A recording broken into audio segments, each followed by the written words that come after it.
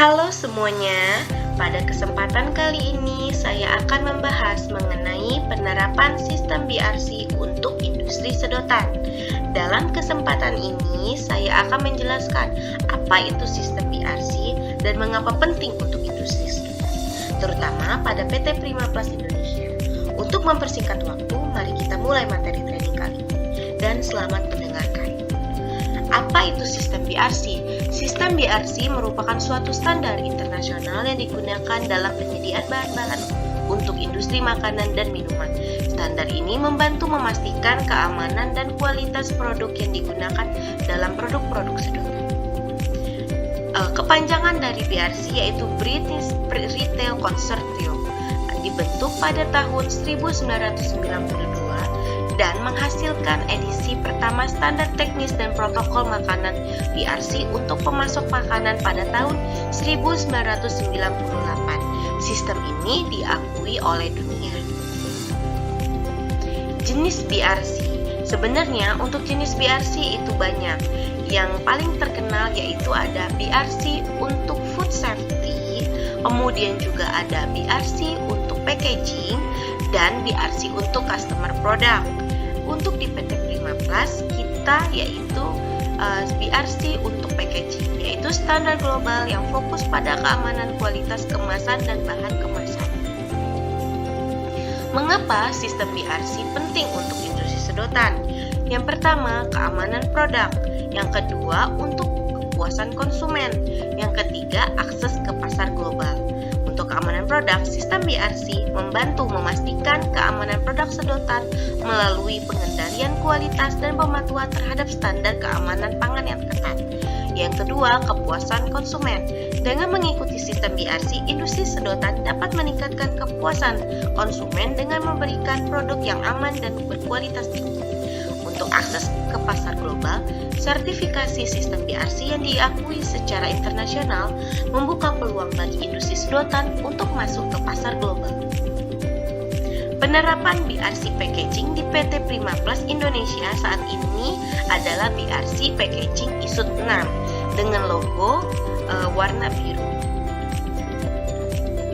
Klausul yang pada penerapan BRC Packaging ISO 6 itu ada 7. Yang pertama, komitmen dari manajemen.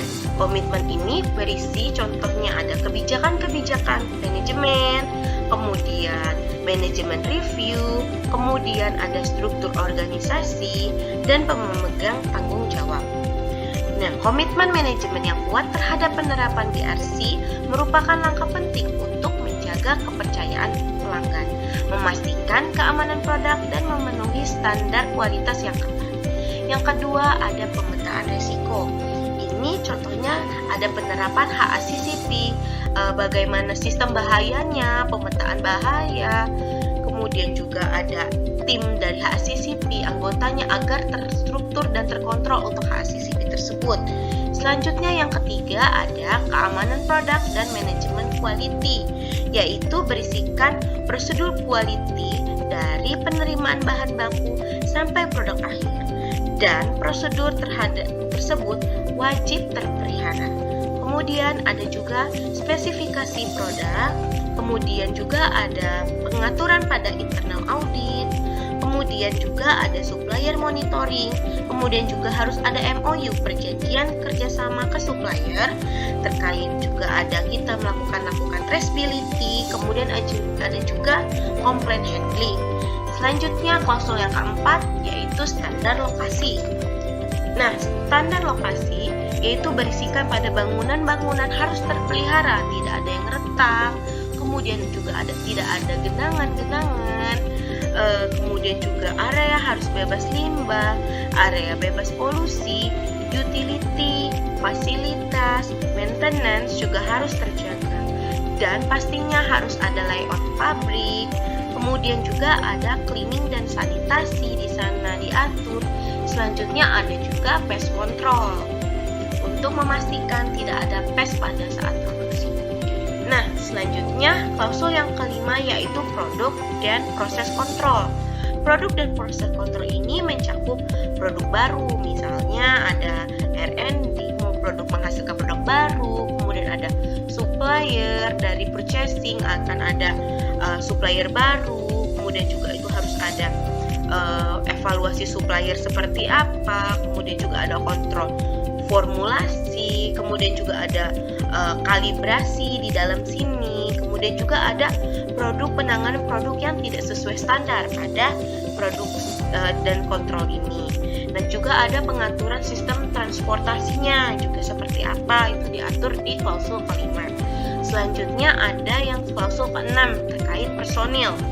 Nah, personil ini mencakup training personil, kemudian ada personil hygiene, kemudian ada staff facility, kemudian ada medical check up, dan pakaian-pakaian produksi karyawan itu harus seperti apa diatur di klausul ke-6. Selanjutnya yang terakhir yaitu persyaratan produk dan laboratorium testing. Jadi misal apabila kita melakukan laboratorium, misal untuk PT15 kita melakukan ke eksternal, pihak eksternal kita harus tahu lokasinya di mana, apakah laboratorium tersebut sudah terakreditasi, dan juga apa metode-metode apa yang mereka gunakan. Selanjutnya, untuk fundamental pada penerapan BRC Packaging ISO 6, fundamental ini adalah wajib. Bila salah satunya tidak ada, maka akan major hasilnya. Nah, yang pertama yaitu top management dan food safety team leader wajib hadir. Wajib hadir saat ada audit closing meeting, baik closing dan opening meeting, itu wajib ada.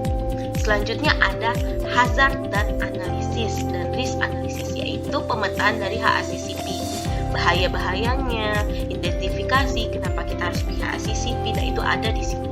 Kemudian spesifikasi. Nah, produk spek kita harus ada, baik spek yang dari perusahaan atau spek yang dari customer. Jadi kita harus ada list dari spesifikasinya. Selanjutnya harus melakukan internal audit. Nah, untuk di penerapan BRC, penerapan internal audit itu wajib dilaksanakan minimal 1 tahun sekali. Dan apabila perusahaan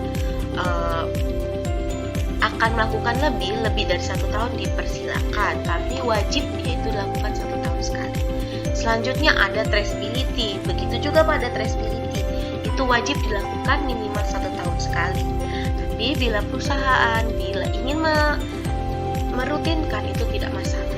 Selanjutnya ada housekeeping atau pembersihan dan sanitasi. Itu wajib, harus ada pemeliharaannya, bagaimana prosedurnya dalam melakukan housekeeping, bagaimana terkait baju-bajunya seperti apa, pencuciannya, fasilitas seperti apa, itu wajib ada di klausul BRC. Selanjutnya ada control proses, itu mencakup tadi yang saya sebutkan dari incoming sampai saat proses baik hingga pengiriman, itu harus ada kontrolnya. Nah, kontrol ini harus dilakukan, harus ada terdokumentasi dan tercatat. Selanjutnya ada training dan kompetensi. Nah, training dan kompetensi ini wajib harus dilakukan pelatihan-pelatihan, baik itu eksternal maupun kepada internal. Nah, untuk eksternal itu wajib dilakukan bagi anggota food safety. Dan untuk internal itu boleh disalurkan dari anggota yang sudah melakukan training eksternal. Manfaat sistem BRC bagi industri sedotan yaitu keberlanjutan lingkungan, yaitu sistem BRC mendorong industri sedotan untuk menyelaraskan proses produksi dengan prinsip-prinsip berkelanjutan lingkungan. Selanjutnya, untuk kepuasan konsumen, sistem BRC membantu peningkatan konsumen produk sedotan sehingga konsumen merasa puas dan kembali membeli produk tersebut. Kemudian ada akses pasar global. Sistem BRC memberikan sertifikasi internasional yang diakui oleh pasar global, membuka peluang baru bagi industri sedotan untuk bersaing. Nah, proses sertifikasi sistem BRC melibatkan proses audit eksternal oleh lembaga sertifikasi yang independen. Audit ini melibatkan penilaian terhadap kepatuhan terhadap standar sistem BRC. Kesimpulan dan rekomendasi. Kesimpulannya, penerapan sistem BRC sangat penting bagi industri sedotan untuk memastikan keamanan dan kualitas produk sedotan. Kami merekomendasikan industri sedotan untuk menerapkan sistem BRC dengan memperhatikan tantangan yang ada dan memanfaatkan sistem yang ditawarkan. Itulah dari penerapan sistem BRC. Semoga bermanfaat dan terima kasih.